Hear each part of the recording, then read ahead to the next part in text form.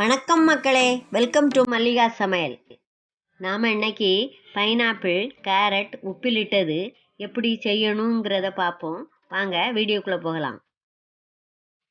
நல்லா பழுத்த அன்னாச்சி பழம் ஒன்று எடுத்து வச்சுருக்கேங்க. அதில் மேலே இருக்க தோலெல்லாம் நல்லா கட் பண்ணி எடுத்து வச்சுக்கலாம். அப்புறம் இந்த அன்னாச்சி பழத்தை நீளமாக கட் பண்ணி எடுத்து வச்சுருக்கேங்க. நீங்கள் உங்களுக்கு எப்படி கட் பண்ண விருப்பமோ அந்த அளவுக்கு கட் பண்ணி எடுத்து வச்சுக்கோங்க.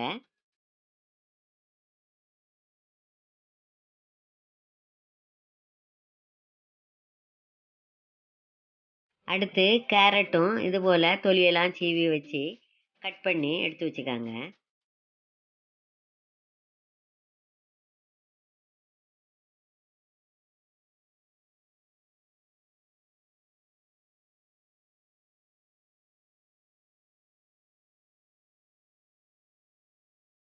இப்போ ஒரு பாத்திரத்தில் தேவையான அளவு தண்ணி விட்டு வச்சுக்கலாம்.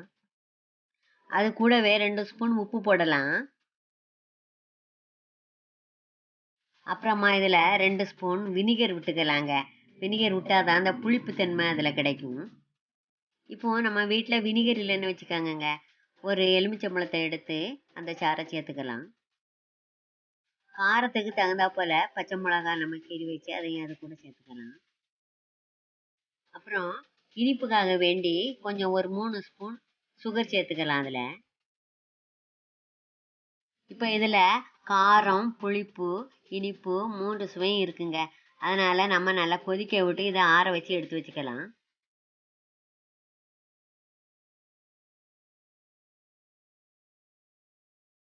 அடுத்து ஒரு பாத்திரத்தில் தேவையான அளவு தண்ணி சேர்த்துக்கோங்க. அது கூடவே 1 ஸ்பூன் உப்பு சேர்த்துருக்கேன். அடுத்து 3 பச்சை மிளகாய் கீரி அதில் போட்டிருக்கேங்க. இது கூடவே ஒரு அரை மூடி எலுமிச்சம்பழத்தை பிழிஞ்சு அதில் விட்டுக்கலாம்.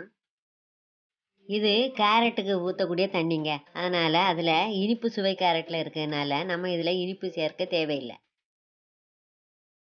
இதுவும் நல்லா கொதி வந்த உடனே ஆஃப் பண்ணி அந்த தண்ணியை கொஞ்சம் ஆற வைக்கலாம். அப்புறமா ஒரு கண்ணாடி ஜாரை எடுத்து அதில் அந்த அன்னாசி பழத்தை இப்படி அடுக்கி வச்சுக்கலாங்க.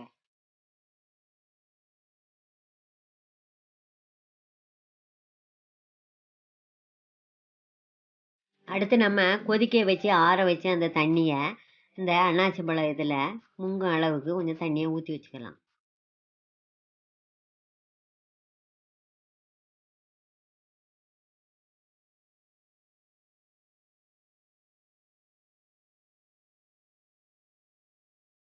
அடுத்து இன்னும் ஒரு கண்ணாடி ஜாரில் நம்ம வெட்டி வச்சுருக்க கேரட்டை சேர்த்துக்கலாம். அடுத்து கேரட்டுக்கு நம்ம கொதிக்க வச்சு ஆற வச்ச தண்ணியை இதில் மூழ்கும் அளவுக்கு விட்டு வச்சுக்கலாம்.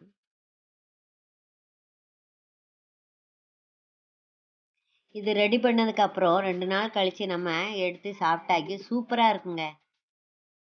இந்த வீடியோ உங்களுக்கு பிடிச்சிருந்தா லைக் பண்ணுங்கள், ஷேர் பண்ணுங்கள், கமெண்ட் பண்ணுங்கள். கூடவே மல்லிகா சமையல் சேனலையும் சப்ஸ்கிரைப் பண்ணுங்கள். தேங்க்யூ ஃபார் வாட்சிங். வாழ்க வளமுடன்.